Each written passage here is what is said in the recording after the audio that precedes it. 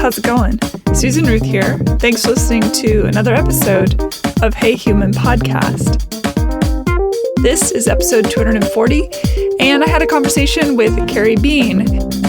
She's a systems engineer at the Jet Propulsion Laboratory with NASA, and she is currently a helicopter integration engineer for the Mars Perseverance rover, and she is also a co-deputy lead rover planner for the Curiosity Mars rover. Badass. In other words, she gets to drive the rovers around Mars. So cool, so cool. It got me thinking about that old game when we were kids. Remember Red Rover, Red Rover? And Mars is the red planet, and the rovers are the things that drive around on Mars. Did NASA get the idea for naming the cars that drive around on Mars? I know they're not cars, but bear with me here. Rovers, because of the Red Rover, Red Rover. Send your astronauts on over someday, maybe. But until then, a vehicle that can pick up a bunch of stuff and send back information. That's a bit of a long title, but you get what I'm saying. I am curious about that. Anyway, really fun conversation. She's into robots. She's into Star Wars. She's into Mars. And we talk about all that stuff. And I'm looking forward to you hearing all about it. Okay, I'm going to get through the usual stuff. Social media, Hey Human Podcast is on Instagram and on Facebook. And my personal social media is under Susan Ruthism, SUSANRUTHISM, Facebook, Instagram, and Twitter. You can email me, susan@heyhumanpodcast.com. Are you interesting? Do you know someone that's interesting? Is there a story you think I should follow on? Send me an email. I would love to hear from you. There is a links page on heyhumanpodcast.com where you can find information about every episode, my guests, what we talk about, articles, books, yada, yada, yada. So definitely check that out. Also on the Hey Human Podcast website is the merch page. Yes, there is merch now. It's a store. It's safe and secure. You can get t-shirts and hats and masks and jammies for the bebes and leggings and notebooks and all sorts of fun things. Great holiday gifts, perhaps. Definitely check it out. Rate and review Hey Human on iTunes or wherever you get your podcasts. My big Christmas wish from Santa and from you is to get reviews and ratings on iTunes. It really helps. It just takes a few minutes, and it pushes the show up through the algorithms, which would be awesome. So please do that if you get a chance. If you've been thinking about doing it and you've sort of been putting it off, now is the time. Definitely do that. Yay. If you want to learn more about me, you can go to susanruth.com. You can also sign up for the mailing list there. I send out a mailer about every quarter, so I promise you will not get inundated with emails from me. And I think that's about it. Let's get into this. Thank you for listening. Thank you for spreading the word, and stay safe, be well, and here we go. Keri Bean, welcome to Hey Human. Hi, thanks for having me. Absolutely. I learned about you through our mutual friend, Trevor, and I was very excited because not only are you an engineer, but you are a female engineer, which I hated that it has to be delineated that way, but I think it's important because there's not a lot, it's getting better, but not a lot of representation of women in the field. So exciting for me to have you on the show. How did you start? I read a little bit about you and watched some interviews and things. And I remember, for myself at least, one of the best presents I got from my parents for a birthday was a microscope. It was the coolest. And they used to send me away at summer to Operation Exploration, which was awesome. So your childhood was very much like this, correct? Yeah, I was doing summer camps and, went to space camp a couple times. And my parents sent me to what was called the Saturday morning experience, where it was sent to a local university and you would spend your weekends doing chemistry labs and biology labs and, all sorts of sciencey stuff. So yeah, I was definitely a nerd. Did that set you apart from other kids, or did you have peers in your group that were the same way, or were you the odd person out going to do this stuff? Yeah, I was definitely kind of the odd person at the school. I had a couple friends, but I mostly spent my time sitting in the library alone reading books. Yeah, you came into the world as an adult already, probably. Where did you know back then that was going to be the direction you went, or for you it was just, I'm a kid, this is fun, I get to blow things up and make things and build robots and stuff? Or the eventual path was a little odd, but I definitely was, into the sciencey math stuff. So I figured it was going to be something like that. And I always grew up interested in meteorology. Since I grew up in Texas, there's thunderstorms and tornadoes and all that sort of stuff we don't get here in, Los Angeles anymore. And so so I started out just always interested in meteorology, and I didn't really know what I wanted to do with it. Whether I wanted to be the TV meteorologist, on the nightly news, right? Or I wanted to, fly into the center of the hurricanes or be the tornado chaser. There's like so much you could do. And so I kept changing my mind. And then I got to see a space shuttle launch when I was in high school. It was just so happened to be in Florida the week of the Disney World family vacation, that kind of thing. And at that point, I was like, oh man, now I'm really interested in space. And so I didn't really know what to do there either, because you can be the engineer building stuff. You can be the, astrophysicist looking at the stars, like all this kind of stuff. And so I finally decided, I'm just going to go to school for meteorology, and, it's science and mathy, and I'll figure it out along the way. And that's when I found you can study the weather on other planets. And that's when I was like, oh, that's what I want to do. So that's really, how I ended up working for NASA, was just kind of discovering that and being lucky that I got pushed into that path. You graduated within that realm of studying weather on other planets. Did you have a particular planet that you called home? Yeah, so definitely a Martian all the way. I grok that. I get it. Yeah. Well, before we get into that stuff, I am curious. Tell me about Space Camp, because I think that is the coolest thing ever, and I'm super jelly. So describe what that was like. Yeah, so I found out about Space Camp, and I was like, oh, I want to go. And so I wrote this little essay to get a partial scholarship to go. And my grandfather said, well, if you're going to go for 1 week, you might as well go for 2. So I got to go to their 2-week camp. And that was between my junior and senior year of high school, I think. And I just completely fell in love. It was super fun because you get to, pretend that you're an astronaut running around, and you can have all sorts of crazy things happen to you. So they had this 24-hour mission was the big thing, where you actually get to sleep in the space shuttle and the space station instead of your little bunk, And I remember you can have all sorts of medical issues that pop up. So I got OCD to open and close the drawers and cabinets. And the counselors can be space ghosts in that they are acting like the zero gravity. So if you open a drawer, they come over and they start throwing all the stuff out of it because it's floating away. Yeah. That's so cool. I might have TP'd the entire inside of the space shuttle. Oh my God, I love it. Not many people can say that. Yep. So that was definitely one of my favorite memories. And it's actually funny. I went the following year as well. And one of the women who went to that particular session with me, we actually now work on the Mars rovers together. So that was kind of fun. Cool. All right. So you graduate from college, and are you immediately in NASA and JPL and such, or is that, yeah?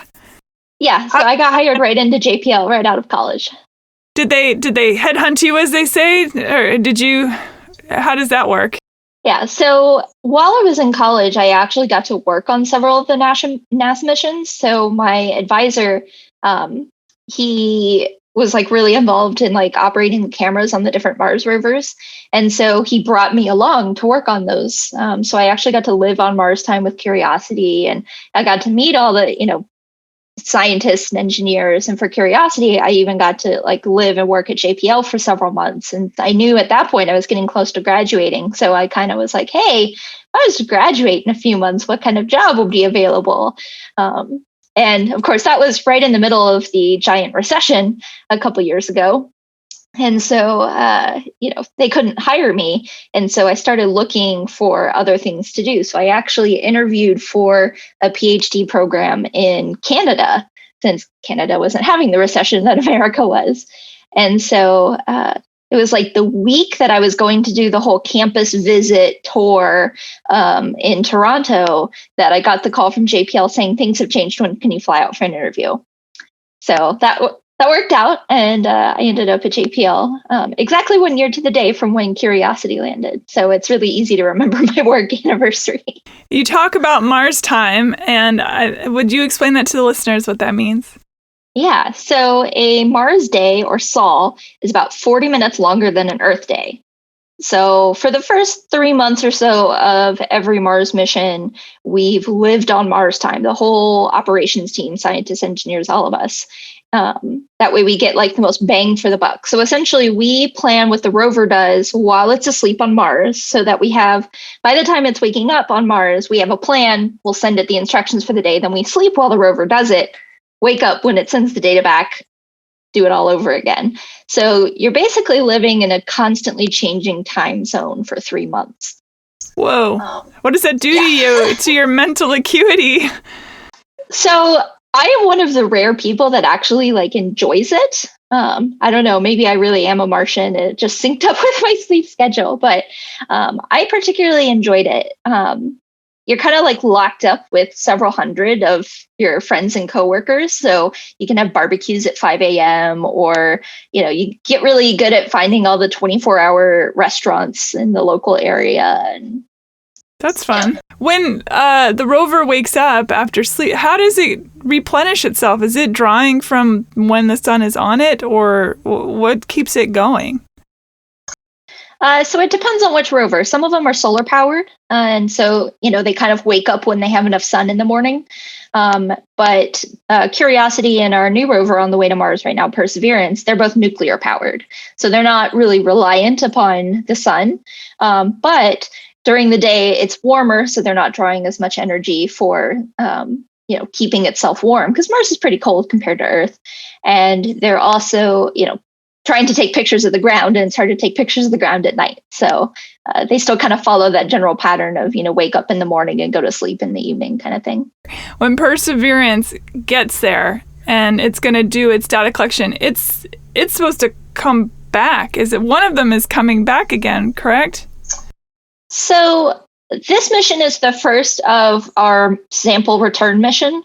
So none of it is coming back, but what it's doing is actually creating like a little canister, and it's going to cache samples in it and leave it for the next mission to come grab it and take it back. So the rover itself is staying on Mars, but it's basically going to like have this little canister of samples that another rover will pick up and bring back at some point.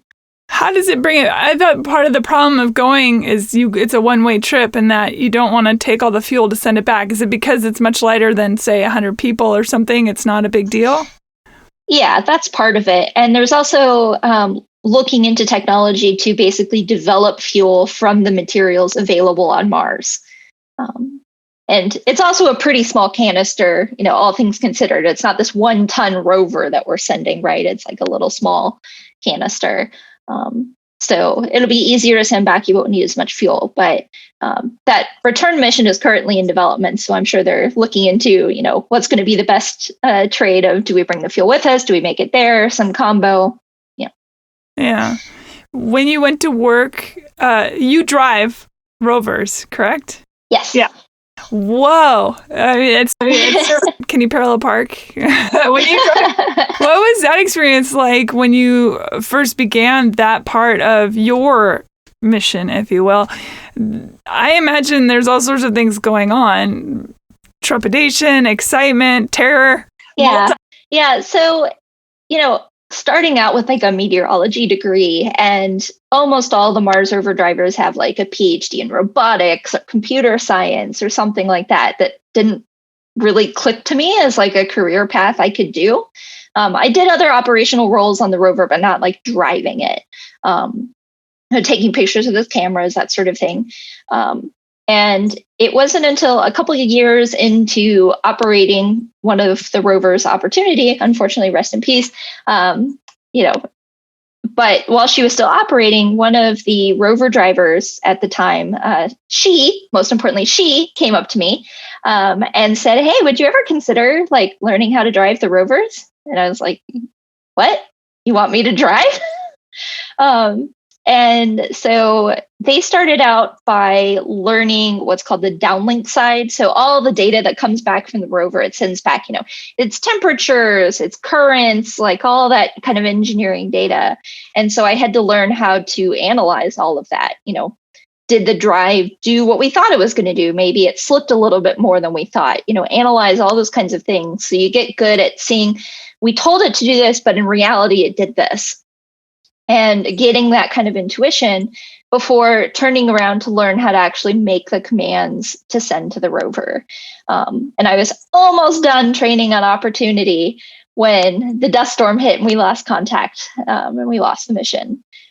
However, the Curiosity mission, so they have formal classes where they'll get a class of 4 rover drivers and teach them all the stuff that they need to know. And then, bring in the next one about every year and a half, there's a new class. Well, we were still trying to recover Opportunity at the time, and I was still one of the engineers involved in that. But Curiosity was about to have this new class of engineers. So they're like, "Hey, you want to come finish learning how to drive our rover instead?" Because it's kind of the same. Like, it's the same suspension system. It's just a bigger rover. The robotic arm, same kind of principles, different instruments. All the rover drivers actually operate the robotic arm as well. So that's part of the reason it also takes so long, is you're learning these 2 different systems. And so, I started on that rover in October of 2018. And I had been on Opportunities learning how to drive that for the 2 years before that. So I had a lot of knowledge going into it. And so, I picked up, my official Mars rover driver's license not too long ago, now finally. And, it's really scary because this is like the one role where you could really break something on the rover, right? And so that's why it takes so long to learn how to drive, is you have to learn all these different things you have to keep in mind to keep the rover safe. Do you have a bumper sticker on your car that says "My other car is a Mars rover"? So I don't, but I know other people who do. I know someone who has a license plate frame that says "My other car drives itself on Mars," since he was really involved in the auto navigation part of the rover. I know someone who has "My other backup camera is on Mars." That's funny. I have 2 questions from what you just said. One, when a dust storm hits Opportunity, why does it lay it out? Why can't y'all wait for the storm to pass and then go from there? Or did it get knocked over and just, that kind of thing? And I've already forgotten my second question. So let's answer that one. Go for the first one. Yeah. So for Opportunity, she was solar powered. And so the sun was like almost completely blocked out. In college, since I studied the weather on Mars, I actually studied what was called optical depth, which is basically a measurement of how much junk is in the atmosphere, whether it's clouds, dust, anything like that. And she, as an Opportunity, recorded the highest optical depth value we have ever seen on Mars. The Viking missions actually back in the 70s saw a pretty nasty dust storm, but they were nuclear powered, so it didn't affect them too much. But Opportunity being solar powered, when 1 in every couple 100,000 photons reach the surface, it's not really good for you. And in fact, the tau value was so high, I actually got it tattooed on my arm as like a reminder like, for the rover. The final value she sent was tau of 10.8, and it's kind of a unitless number, but 10.8 is really bad. That's kind of the emphasis. And so what we think happened was she went into like a low power fault mode that ended up going into what's called a mission clock fault, where she didn't know what time of day it was. And that just kind of messed up her whole schedule. And we also think on top of that, that this dust storm was so intense that it kicked up kind of larger dust particles that covered the solar panels. And so even if, the sky is cleared and the computer was fine and everything like that, she just wasn't getting enough power to even boot up. When you're talking about billion-dollar machinery, doesn't it behoove you to send one of the other rovers with a dustpan and and a little broom to clean her off? In theory. Yeah. I mean, in our particular case, these missions were designed to last 90 days, and that was based on the Pathfinder mission from the 90s. It actually had like a little dust collector, and so it counted kind of how quickly dust accumulated on surfaces. And so based on that measurement, they said, well, if we sent a solar power mission, when the solar arrays are this big, we expect it to last 90 days before too much dirt accumulates on the solar panels. Well, it turns out the area they sent these rovers to didn't deposit dust as quickly, and they were windier. So even when they started getting some dust on the solar panels, the wind would actually come through and clean off the solar panels.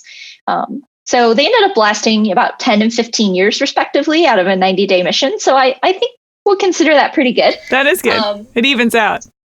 Yeah.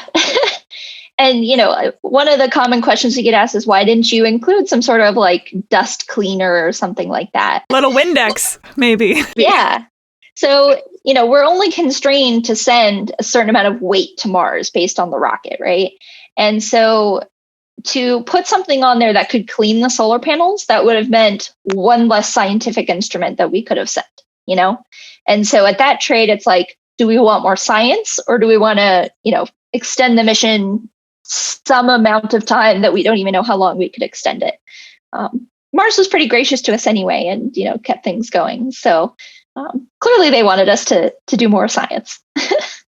I remembered my second question. When humans are operating these things and a human messes up, it's got to be catastrophic. What happens to the human? Do they get taken out in the back? Hit with oranges, or what happens? We actually do include a lot of thought in the rover, essentially. It's called fault protection. It's a pretty extensive way. So even as a rover driver, if you try to drive it off a cliff, the rover is going to stop itself before it drives off that cliff. It has a whole bunch of safety checks that it's doing along the way. So it's pretty hard to actually break something on the rover, because we've tried to outsmart us. Is it learning? Is it AI, or are you teaching it? We keep doing software upgrades ourselves, so it's not learning, but we'll add new capabilities, and there is some AI capabilities on the rover.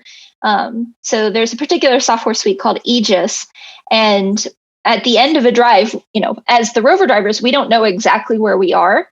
We could have slipped a little bit, something like that. So we can't specifically target like rocks until we get the data. But with this Aegis software, it can actually analyze the rocks, and we can send it parameters of like, try and get a rock that's, maybe a little more this color, or maybe more this shape, or something like that. And it will actually do some science observations for us on that rock without humans in the loop. So the rovers are getting smarter. And are the people probably as well, when you're talking about billions and billions of dollars for something, I imagine there are people, I understand why, but I imagine there are people that think, why? Why spend that kind of money for a place we're never going to go? Yeah.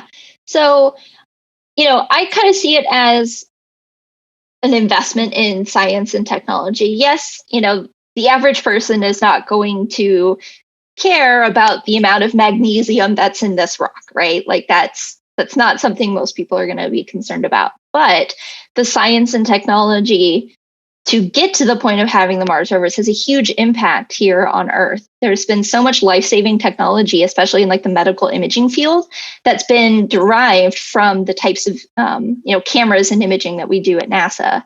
And so, yes, the specifics of like science on Mars, sure, may not impact the general daily life, but that kind of investment in science and technology really comes back into the economy and really helps out people. So I wish it wasn't ever framed as like why do this when we can do this instead? I always get asked like, there's poverty here on Earth. Why don't we spend the money on that instead of on NASA? And I'm like, well, why can't we do both? Right?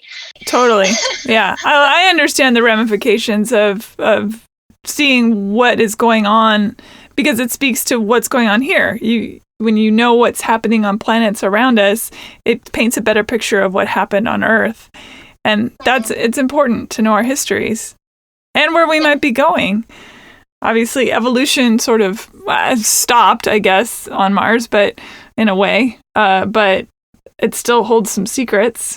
Is it possible that if we keep going the way we're going on Earth, that as we deplete our resources here, that other planets would be a source of minerals? Or there's a lot of interest, in asteroid mining, where essentially you can, capture an asteroid and mine it for resources.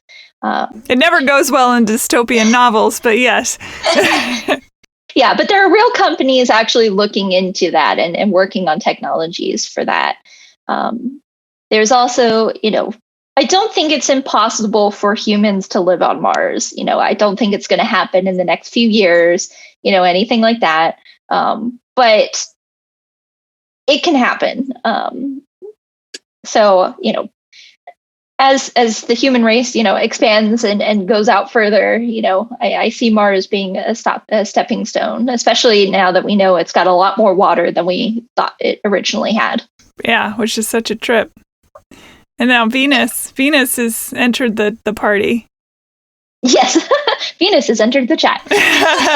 Which is cool. I love that. Yep. Let's get back to the fact that you are a woman in science and what you think about STEM and how important it is that you're a face for, especially at such a level, for other young girls coming up. Yeah, so for me, I have actually had a relatively easy experience being a woman in STEM. I know a lot of women don't. I had encouraging parents, I had really good teachers, all that kind of stuff. So I really lucked out in that department. And I realize how lucky I am. I've heard plenty of stories from other women that I work with of the challenges they faced. But I certainly wish there had been someone, more like me that I could have looked up to. So that's kind of been my goal, is be the role model I wish I had growing up. And so, wear the feminine clothing and dresses, and also turn around and, do the hands-on engineering and all that kind of stuff. And I really try and spend a lot of my free time talking to school kids or Girl Scout STEM camps or anything like that. I really try and spend a lot of my time so that they can see, oh, wow, there's this like really cool woman in a floral dress talking about Mars rovers. Maybe I can do that. And you build robots with kids, is that correct? Yeah, so I actually am like a huge Star Wars fan. So a while ago, I joined the R2D2 Builders Club and built my very own R2D2. And so I like to take that around to the schools as well. So kids can see like a real robot. And, the basics of robotics are the same at NASA and the R2 Builders Club, So I try and bring some of those, concepts to them, and they can actually physically see it with the R2. So there are schematics for R2D2. Did George Lucas do those, or did somebody at Boston Dynamics kind of come up with that situation? Yeah, so this was all done by, the crew at Lucasfilm and Industrial Lights and Magic. And they actually hired some of the R2D2 builders from our club to work on the droids in the new movies. And so, they got access to the old droids and were able to get the blueprints and all that kind of stuff. So it's almost as accurate as you can be. Do you have it at your house? Do you get to have R2D2 hanging out? It's out in my living room. It's so cool. And it's fully operational. Yep. Drives around, beep boops, all that good stuff. Beep boops. How long did it take you to build that? A little over 2 years. Whoa. It's definitely a labor of love. Wow. That's incredible. I imagine there are a lot of working parts. to that. Do you have a lot of parts. A favorite Star Wars character? Oh, my favorite character is Rey, hands down. Certainly R2-D2 is up there, and was my favorite until Rey came along. And I can't even really tell you what it specifically was about Rey, since I started liking her before like the movie came out. And I think what really ended up drawing me to her was that, one, she cares a lot about her friends and protecting them, which is something I'm very passionate about. And then also, she's very technically minded, right? Like she's self-sufficient and good with computers, and just kind of all that seemed to parallel. So yeah. What would you say to parents of kids who may not have opportunities to go to things like space camp, or even have teachers that really know how to encourage and allow those sorts of minds to flourish? What can they do? Yeah, so I think really the greatest thing now is just there are so many internet resources now for, how to do experiments at home or things to read. The internet was still kind of just getting started when I was doing that. So, there's things like First Robotics and all these other things that didn't really exist when I was going through, that phase. So just be encouraging. Whatever they want to learn, let them learn. That's one thing. As I said, my parents had pulled me out of school for a year in the 5th grade. And, sure, there's like this set curriculum of things you have to learn of, history and whatever. But my mom was also very encouraging of, let's learn about what you want to learn too. So, that was kind of fun of I could pick, topics that I wanted to learn about and go in depth about as well. And that kind of balanced out the I'm not a huge like history English buff, right? So there's a lot of really great science museums in major cities. Obviously right now everything's sort of closed down, but some stuff is online. The YouTube is great for science experiments as well. There's all sorts of fun stuff on there. Yeah, there's a lot of cool stuff out there now. What was the most interesting find or exciting find for you on Mars? So back in 2008, we had a lander called Phoenix that we sent, vaguely close to the North Pole. And one of the cool things it discovered was it snows on Mars. Yeah, that was like mind blowing to me. Like, oh my gosh, it's like snowing on Mars. It snows on Mars? I had no idea. Yeah, so they have a water cycle. It's a bit different. So liquid water is not stable, so it would never rain. But ice is stable and the water vapor is stable. And so it can actually snow at night on Mars. So we sent a LiDAR instrument and we could actually see the clouds form. And then you can see the ice particles just falling all the way to the surface in the LiDAR data. I love that. If you look really close, you can see Christmas lights. That's very cool. Do you have anything? Do you get anything that you get to keep that's Martian rock, or is that all kept at labs and it's probably a no, I guess? Yeah. The most I'll get is like the little sign that sat at my desk at the end of the Opportunity mission, but most of it is government property, right? Yeah, sure. That makes sense. That makes sense. If you could go to Mars, would you go knowing that there's no coming back seas? So for a while, I was interested in being an astronaut, but for a while, when I lived in Texas, I actually got to know several astronauts, and they would all talk about all the medical tests that they had to do. And I was like, maybe not, though.